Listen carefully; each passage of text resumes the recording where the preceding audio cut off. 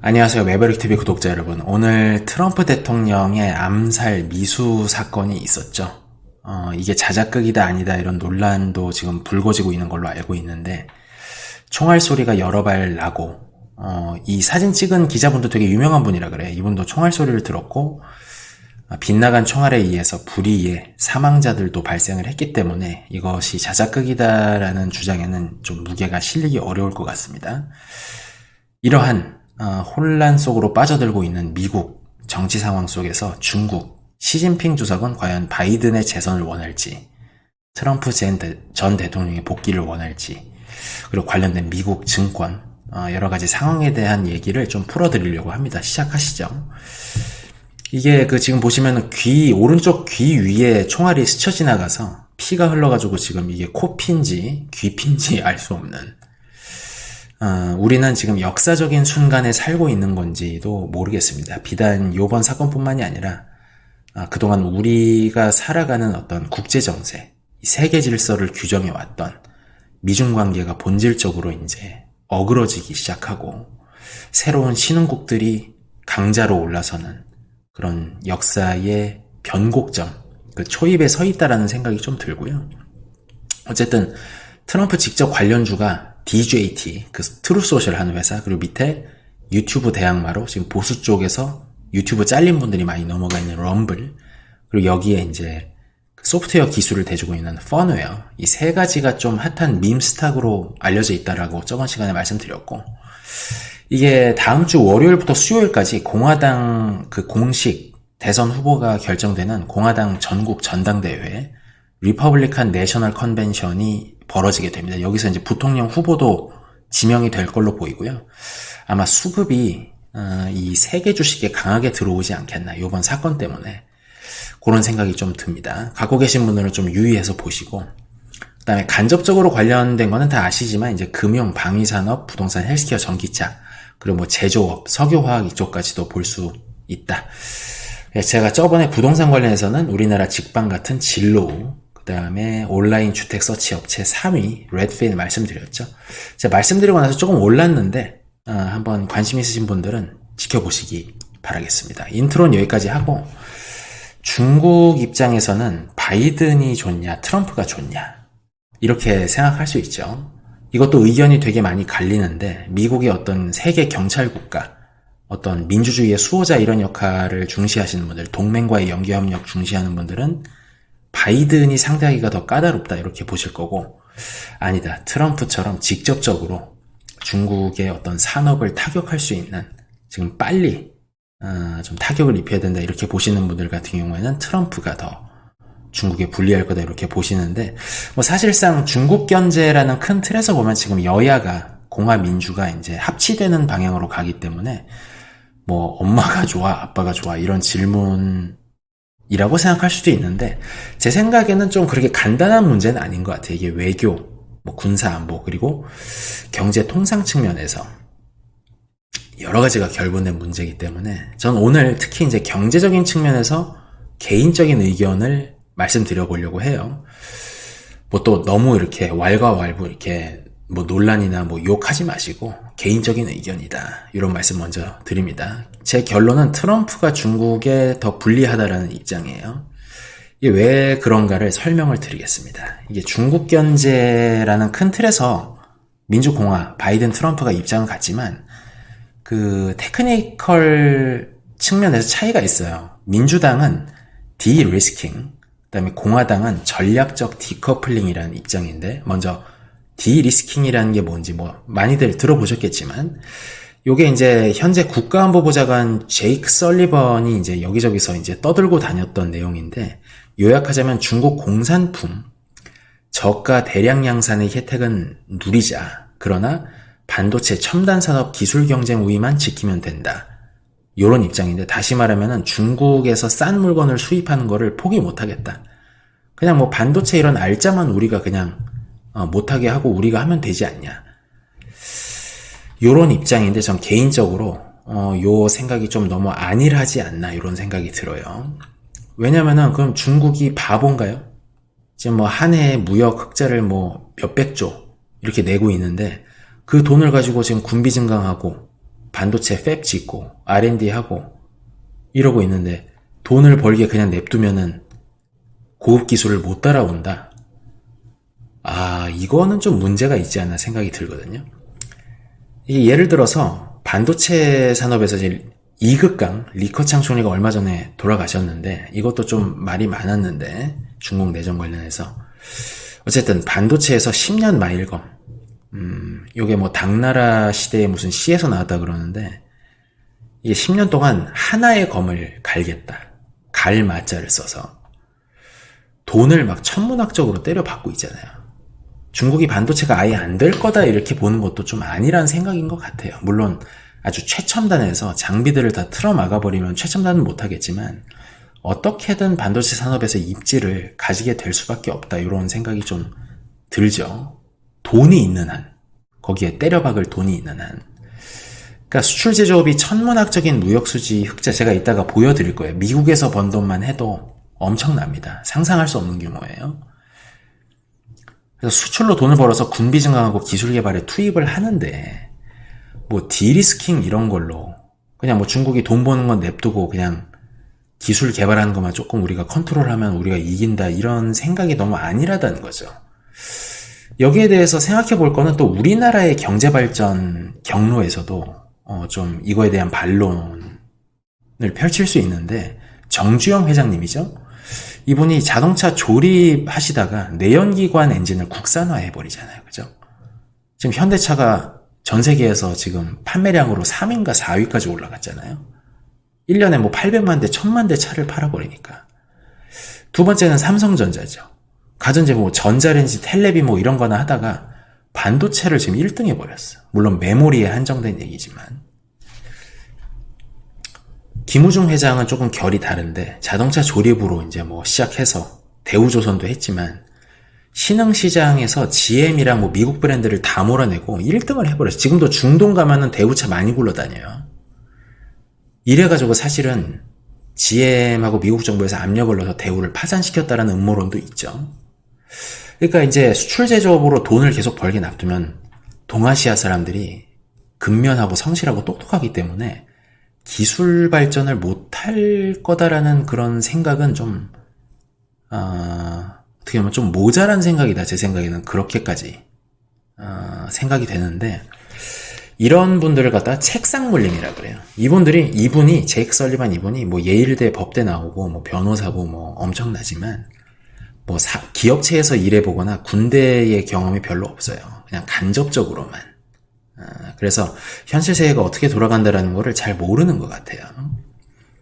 그에 반해서 이제 공화당의 입장은 중국 견제에 있어서 크게 전략적 디커플링이라고 볼 수 있는데, 이거를 주도하는 분은 미국의 트럼프 행정부 시기 무역대표부의 대표를 했던 로버트 에멧 라이트하이저라는 분입니다.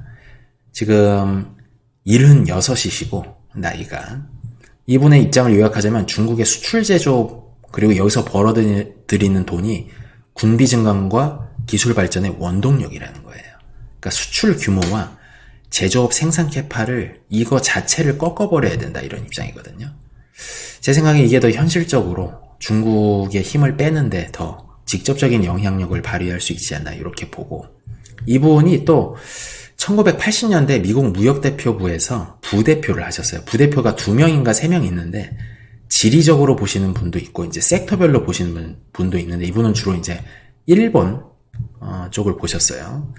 일본을 침몰시키는 그 통상정책의 빅픽처 설계를 하신 분입니다. 성공하셨고.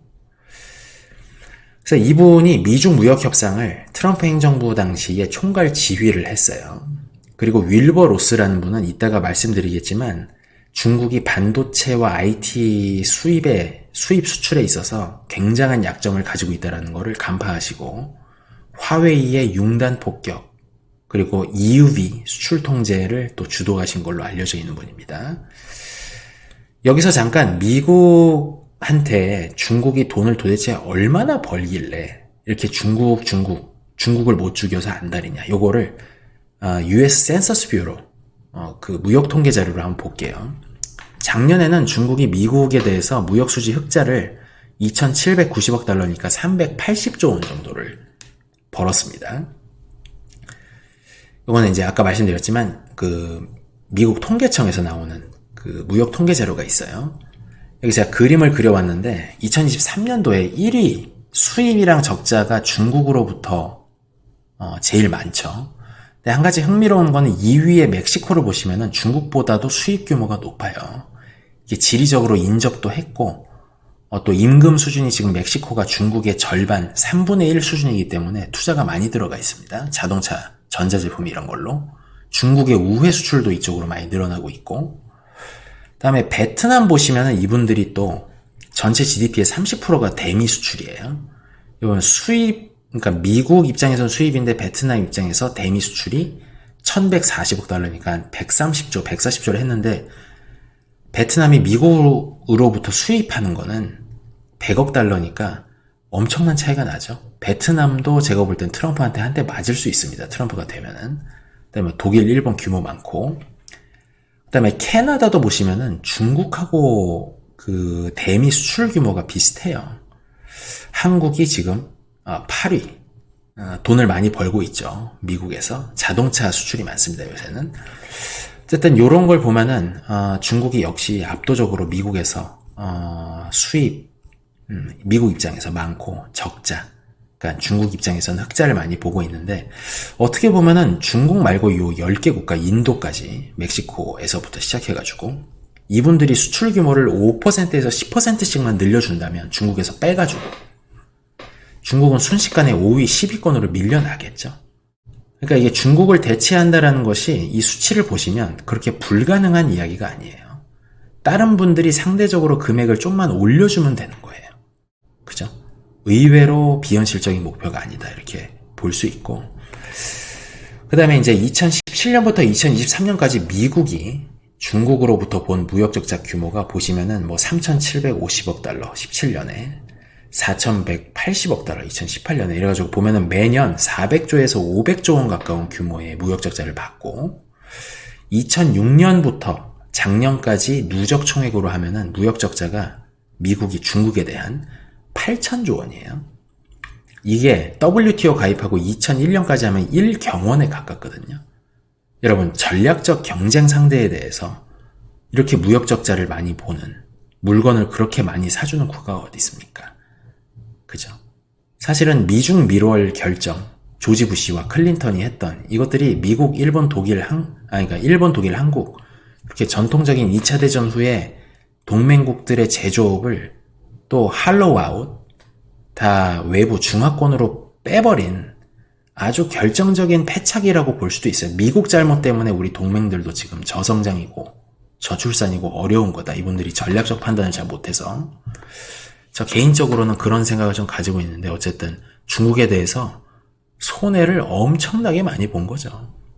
믿을 수 없는 규모죠. 여러분, 우리나라 1년 예산이 한 500조, 600조인데 1경원을 중국에다 갖다 줬다니. 그죠? 좀 싸게 소비 좀 해보겠다고. 그러니까 골 때리는 거죠. 여기에 엮여있는 월가, 제조기업은 물론이고 금융, 빅테크 다 중국의 이해관계가 있으니까 트럼프가 인기가 없는 거죠. 자꾸 뉴스에서 안 좋은 얘기가 나오는 거죠. 왜냐면 나는 거기 돈이 물려있는데 급격하게 디커플링 한다 그러니까 나쁜 얘기를 할 수밖에 없는 거죠. 그래서 총을 맞았을 수도 있고, 혹자는 이제 연준에서 금리 결정권을 가져온다고 하니까 그것 때문에 통화, 금융 때문에 총을 맞았다 이렇게 음모론을 할 수도 있지만, 어쨌든 트럼프가 대표하는 대중국 디커플링 전략 때문에 피를 봐야 되는 사람들이 지난 30년 동안 너무 많이 늘어나 있는 거예요, 미국에. 그러니까 적국에 지금 목이랑 온몸이 탱탱 감겨 있는 그런 상황이다, 이렇게 볼 수 있어요. 전 그렇게 보입니다. 중국의 수출 대상국 순위 중에서 압도적으로 미국이 1위입니다. 밑에 홍콩이 8.3%인데 미국이 15%고, 홍콩으로 가는 수출 거의 대부분이 미국향 수출이라고 보셔도 크게 무리가 없으니까 한 20% 정도가 미국 수출인데, 이게 만약에 3분의 1로 줄어버린다. 지금 많이 줄고 있죠. 굉장히 어려워지는 거죠. 그렇죠? 어쨌든 그러니까 이분의 입장은 관세 올려가지고 중국이 불법 보조금이나 이런 거를 많이 하니까 우리도 충분히 명분이 있다. 관세, 비관세 장벽 올려서 수출 제조 규모 반땅 3분의 1토막 거덜내버려. 이분이 또 오하이오가 한 70년대쯤에는 되게 제조업 혁신의 메카였거든요. 스윙스테일 러스트벨트 지역이. 바로 그 오하이오 애슈타블라라는 지역에서 성장하신 분이에요. 그래서 자기 동네에 많은 기업과 가정들이 붕괴되는 거를 두 눈으로 다 보고 자라신 분이에요. 그래서 이 제조업을 다시 미국으로 회귀시킨다라는 거에 대해서 강한 신념을 갖고 있는 사람입니다. 그래서 얼마 전에 책도 내셨는데 No Trade is Free라고, 자유무역이란 없다. 이분이 나중에 트럼프 1, 2기 행정부에서는 무역대표부 대표를 했지만 2기에서는 재무장관을 시켜달라고 한대요. 그 이유를 이따가 좀 살펴보겠습니다. 그리고 미중 무역 협상 전후에 본격적으로 포착된 사실이 하나 있는데, 중국이 반도체 의존도가 엄청 치명적이라는 거예요. 이 자료를 보시면 그림이 작아서 안 보이실 텐데, 중국이 반도체 한 달 수입액이 50에서 60조 원이랍니다. 중국이 수출 많이 해서 돈 버는 게 뭐 모뎀, 뭐 라우터 이런 네트워크 장비하고 스마트폰, 태블릿, 컴퓨터 이런 IT에서 마진이 많이 났거든요. 이거를 1년으로 하면은 4,500억 달러니까 620조 원을 반도체를 수입을 하고 있어요. 원유 수입액을 상회를 하는 금액이다. 이렇게 통계들이 많이 나오고 있어요. 근데 우리나라 정부가 올해 통과된 2024년 예산이 657조 원이니까 중국으로서는 정말 뼈아픈 거죠. 전 인민을 동원해가지고 컴퓨터 막 아이폰 만들어 수출 몇십억 대씩 했더니 반도체 사는 돈으로 다 나가는 거야 지금. 근데 이거를 국산화 하려고 그랬는데 트럼프 사단이 이걸 발견하고 아킬레스건을 끊어버린 거죠 지금. 그걸 바이든 행정부에서 그대로 이어받았고, 그러니까 중국으로서는 정말 아쉽게 됐어요. 이게 트럼프가 아니었으면 전 삼성전자도 좀 어려워졌을 거라고 보는데, 만약에 지금 중국이 1년에 스마트폰 나가는 거 13억 대 중에서 중국이 한 7억 대 만들거든요. 그럼 여기에 지금 최신 낸드라든지 D램 이런 거를 끼워 넣을 수만 있었다면, EUV 장비가 필요합니다. 최근에 최신 D램 만드는데 성공했다면 삼성이나 SK 둘 중에 하나는 문을 닫았을 것이다. 전 이런 생각을 갖고 있죠. 굉장히 극적인 순간이었다. 2017년 전후로. 화웨이가 애플 판매량을 넘어섰으니까요. 1년에 2억 5천만 대씩 스마트폰을 팔았으니까. 어쨌든 얘기가 좀 돌았는데, 트럼프는 재집권하면 중국의 관세 60%를 물릴 수도 있고, 어쨌든 최혜국 대우를 철폐한다. 이 말은 관세를 올리겠다는 것이고, 중국의 경제의 동맥, 젖줄, 수출 제조업의 캐파를 깎아버린다. 이 얘기랑 같은 그런 소리입니다. 근데 제 생각에는 더 무서운 한방은 관세 미소 규정에 있는 것 같아요. 제가 저번에 한번 말씀드린 바 있는데, 한 2달 전에 이게 관세 면제 한도 금액이라는 거예요. 미소 규정이라는 거는. 근데 미국이 지금 하루에 한 명이 뭐 알리, 쉬인, 테무 이런 사이트, 각 사이트 한 개 1인 1일 1개 사이트에서 800달러니까 110만 원이에요. 그러니까 이게 한 달이면은 3천만 원이고 1년이면 4만 6천이니까 그냥 명의 빌려가지고 창고에 쌓아놓고 그냥 국내 배송하는 거를 해버리면은 이게 공식 무역 협상에서 관세를 올려봐야 아무 소용이 없는 거예요. 알쉬테가 그렇게 잘 나가는 이유가 바로 여기에 있는 겁니다. 싼 물건을 사니까. 자동차를 사는 게 아니잖아요. 그죠? 근데 미국이 800달러인데 관세 면제 한도 금액이, 중국, 러시아는 지금 10달러예요. 80분의 1이다. 80분의 1. 13,000원이죠. 여러분 이게 공정하지 않죠. 한국이 지금 150달러, 일본이 140달러인데 지금 우리도 알시테에 대해서 우리 유통업계가 걱정을 하고 있는 게, 이런 중국의 어떤 불법적인 보조금이라든지 저가 공세 이런 거를 막아야 되는데, 관세 면제 한도 금액에서 벌써 15배 차이가 나는데 어떻게 공정한 경쟁을 해요? 전 정말 뭐 쿠팡, 신세계 정말 존경합니다. 이런 환경에서 어떻게 보면 중국 애들이 자기네들이 갖고 있는 이점을 활용을 제대로 못하는 걸 수도 있고, 좀 모자란 걸 수도 있고, 어쨌든 다시 한번 말씀드리면은 관세 면제 한도에서 너무 미국, 중국 사이 차이가 크기 때문에 공식적인 무역 협상에서 관세를 올려도 수입이 크게 감소 안 한 이유가 바로 이거이다. 여기서 다시 한번 국가별 관세 면제 한도 금액 제가 공신력 있는 데서 조사해 온 거니까 좀 믿고 보시면 됩니다. 요거 그 미국 달러 기준이고 미국이 800달러, 호주가 600달러, 사우디가 300달러인데 요 끝에 보시면 중국, 러시아가 10달러, 파키스탄보다도 절반이에요. 파키스탄이 20달러인데. 그러니까 여러분들 그냥 그 물류 창고에다가 저가로 그냥 계속 이 면제 한도 금액에 물건 쌓아놓고 내수로 팔고 있었던 거예요, 지금까지. 이 정도면 태블릿 컴퓨터도 다 들어오죠. 그러니까 지금까지 과거에 보면은 부동산 핫할 때 미국, 한국에서 물류 창고 사업이 성행한 데는 다 이유가 있었던 거예요. 그죠? 요렇게 한번 생각해 볼 수 있습니다. 물류 창고 투자로 뭐 성공했다 이런 유튜브도 많이 나왔지만 앞으로 상황이 좀 달라질 수 있습니다. 우리나라도 기재부에서 좀 대응을 해야 되는 부분이 아닌가 생각이 돼요. 그래서 로버트 라이트하이저 1기 트럼프 행정부의 무역대표 이거 알고 있어요 벌써. 상원 청문회에서 벌써 다 떠들고 다녀가지고 너 딱 기다려. 내가 재무장관 돼서 이게 재무장관 관할이거든요. 무역대표부 그게 아니라. 왜냐면 관세는 세금이잖아요. 이거 관세 면제 한도 금액 저거 중국 죽여. 지금 이 오다 내리려고 그 재무장관 시켜달라고 한다라는 얘기가 여기저기 많이 퍼져 있습니다. 알고 있다는 거죠.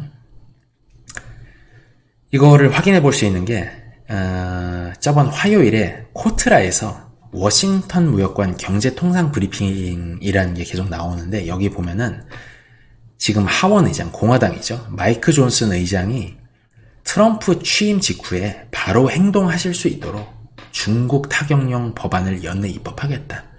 이분이 되게 중용적이고 기독교에 충실하고 젠틀해 보이지만 트럼프 부정선거 입장에 동조하시는 분입니다.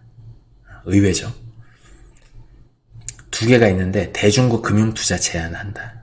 지금 FDI 10분의 1로 줄어가지고 죽을 맛이죠. 그 다음에 대중국 관세 면제를 중단한다. 이 두 개 법안. 여러 가지가 있는데 이 두 개가 핵심인데 트럼프 대통령 복귀하시기 전에 내가 이 입법 끝내놓겠다. 이 소리를 하신 거예요. 저번 주에. 어쨌든 오늘 이제 뭐 주식 얘기를 많이 해드려야 되는데 지금 미국 대선 이슈가 너무 급하기 때문에 오늘 또 어떤 충격적인 사건도 있었고 국제정세, 미중관계 말씀드리고 있습니다. 다음 주 월요일부터 수요일까지 미국 시간으로 공화당 전당대회에서 트럼프가 어김없이 귀에 이제 붕대 감고 대선 후보가 되실 예정이고 부통령 후보 누가 될 거냐? 부통령이 누가 될 거냐? 제 생각에는 후보 중에 한 명이 이분이에요. 지금 뭐 그 사우스캐롤라이나인가 그 흑인 주지사 한 분이 있는데 그분하고 뭐 비백 라마스와미도 있고 다른 뭐 버검 주지사도 있고 그런데 제 생각에는 이분이 조금 가능성이 있지 않냐 이렇게 봅니다. 제임스 D 벤스인데 J.D. 벤스 이분이 그 힐빌리 엘러지라는 책을 쓰셨어요. 이 내용이 그 러스트벨트에서 그 제조업 일자리를 잃고 마약과 술에 중독돼서 가정이 붕괴되어 지난 30년 동안 여러분들 미디어에서 본 거랑 미국의 현실은 많이 다릅니다. 백인의 중산층 가정들이 전부 다 빈민, 슬럼화 돼가지고 굉장히 어려운 시간을 겪었어요. 지금 뭐 흑인만 어려운 줄로 알고 있지만 백인들도 화이트 트래쉬라는 얘기까지 나왔잖아요. 어려운 세월을 많이 보냈고 여기에서 자신의 경험담을 담은 이게 넷플릭스로 드라마까지 나온 걸로 제가 알고 있는데 영화인가 어쨌든 이분이 지금 로버트 라이트하이저와 같이 미국 제조 부활의 어떤 신념을 갖고 있는 사람이고 어떤 부패에 관련될 소지가 적기 때문에 이분이 조금 그리고 그 부통령 후보 발표하는 직전 순서에 이분하고 친한 사람이 지금 연사로 올라간다 그래요. 그래서 좀 아직 확실하진 않지만 부통령 후보에 따라서 우리 또 주식 출렁일 수 있다 말씀드립니다. 어쨌든 오늘 결론을 말씀드리면 중국에는 트럼프가 더 불리하고 적어도 경제 통상 측면에서 트럼프가 당선되면 중국 수출 제조업은 큰 타격을 빠르게 받게 될 것 같다. 이런 생각을 말씀드렸습니다. 앞으로 미국 제47대 대선 과정 현황 분석하고 증권 수혜주 전망 계속 업데이트 말씀드리겠습니다. 여러분들 다시 장마 비가 온다고 하는데요. 다음 주에 안전에 유의하시고 성투하시길 바라겠습니다. 시청해주셔서 감사합니다.